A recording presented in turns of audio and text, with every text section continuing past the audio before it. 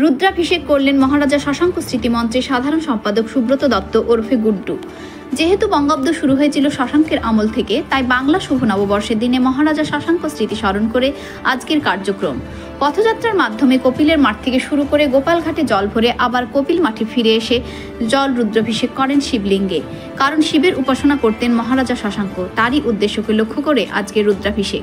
এই প্রোগ্রামে উপস্থিত ছিলেন বহরমপুরের বিধায়ক কাঞ্চন মৈত্র, বিজেপির বহরমপুরের জেলার সাংগঠনিক সভাপতি মলাই মহাজন, সুব্রত দত্ত ওরফে গুড্ডু প্রমুখ, মহারাজা শশাঙ্ক স্মৃতি মঞ্চের সাধারণ সম্পাদক।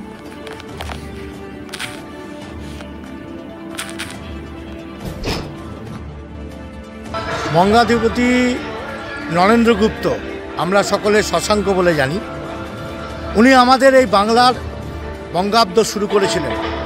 তার থেকেই আমাদের বাংলা শুভ নববর্ষের উৎপত্তি। উনাকে স্মরণ করে আজকে আমরা কয়েকজন মিলিত হয়ে উনার নামে শপথ করে বাংলায় যে বাঙালি হিন্দুদের উপরে যেভাবে নির্মম অত্যাচার নেমে এসেছে অন্য সম্প্রদায়ের মানুষের দ্বারা, তাকে স্মরণ করে এবং সেই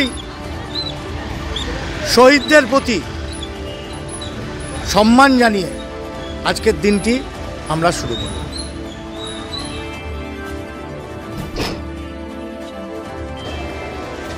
রাজা শশাঙ্ক নামে যে প্রতিষ্ঠান, তার উদ্যোগে আজকে যে গঙ্গা থেকে জল সংগ্রহ করে যে জলাভিষেক হলো শিবের, এই কার্যক্রমে আমি উপস্থিত হয়ে ভালো লাগছে এই ভেবে যে প্রতিষ্ঠান রাজা শশাঙ্ক বাঙালির আবেগ। শশাঙ্ক আমাদের বাঙালির একজন আইকন হয়ে ওঠা উচিত ছিল অনেক আগে থেকেই, তবে হয়ে ওঠেননি কোনো কারণে। আমি মনে করছি যে বর্তমানে আমাদের বাঙালিদেরই কর্তব্য তাকে অ্যাজ এ আইকন প্রতিষ্ঠা করার, অথবা তার ঋত গৌরবকে পুনরায় প্রতিষ্ঠা করার। মহারাজা শশাঙ্ক তিনি গুপ্ত যুগের সময়কার তিনি রাজা ছিলেন এবং তিনি বঙ্গাব্দের প্রণেতা। সেই কারণে আমাদের বাঙালির একমাত্র ঋত গৌরবের একজন আইকন হিসাবে আমি তাকে দেখছি।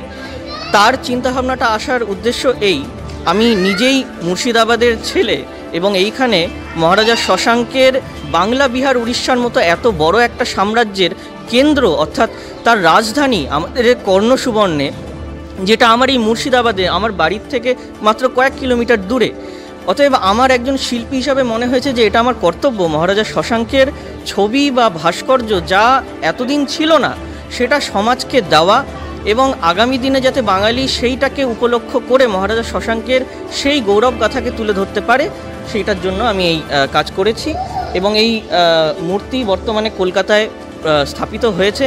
8ই এপ্রিল এটা উন্মোচন হয়েছিল এবং মহারাজা শশাঙ্কের এই ডিটেইলড ছবিটি যেটি আপনারা দেখছেন, এটি গুপ্ত যুগের সেই সময়কার সমস্ত রকমের অলংকার, আভূষণ এবং সিংহাসন ইত্যাদির যে বর্ণনা পাওয়া যায় সেইটাকে মাথায় রেখে অত্যন্তভাবে হিস্টোরিক্যালি কারেক্টলি এই ছবিটাকে তৈরি করেছি। তো আমরা মহারাজা শশাঙ্ক স্মৃতি মঞ্চের তরফ থেকে নাগরিক সমাজকে নিয়ে এই কার্যক্রমটা করলাম। আমরা গঙ্গার ঘাট থেকে জল তুলে রুদ্রাভিষেক করলাম। আজকে যেহেতু জানেন আপনারা নববর্ষ, বাংলার প্রথম দিন ক্যালেন্ডারে 1432 আমরা পড়ে গেলাম। আজ থেকে 1432 বছর আগে 593 খ্রিস্টাব্দে মহারাজা শশাঙ্কের হাত ধরেই এই বঙ্গাব্দের সূচনা। তো সেটা মানুষের মধ্যে ছড়িয়ে দিতে, সমাজের মধ্যে ছড়িয়ে দিতে, মানুষের সেই গৌরবময় ইতিহাসকে স্মৃতিচারণা করতে আমরা আজকে পথে নেমেছি এবং আমরা এটা সমাজের কাছে কতটা ছড়িয়ে দিতে পেরেছি সেটা আগামী দিনে বোঝা যাবে।